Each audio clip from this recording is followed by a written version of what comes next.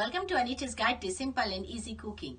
I'm Anita and today I will show you how to make ghee using thickened cream and butter. So let's get started. I've got here 600 ml of thickened cream and 500 grams of butter which I have chopped into cubes. You will also need some clean bottles for storing the ghee. Take a large pot, add your thickened cream and chopped butter. Put it on high heat and heat it until the butter has melted and the cream has started to boil. My butter has melted and my cream has started to boil. Give it a mix. Decrease the heat to medium and continue cooking, stirring it regularly. You will start to see bubbles forming on the top, which will disappear after a while. And you will start to notice the white milk solids which are gonna settle in the bottom.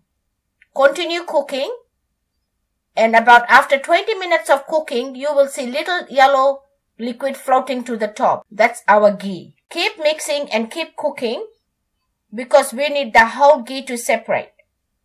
It takes about 40 to 50 minutes for the whole process. Continue cooking until all the ghee has separated and the white milk solids at the bottom has turned light brown in color. Turn the heat off and let it cool down for 10 minutes before straining them into clean bottles using a strainer. Let it cool down completely before putting the lid on.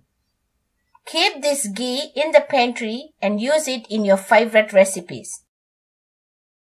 My homemade ghee is ready. Enjoy. If you like this recipe, please give it a big thumbs up.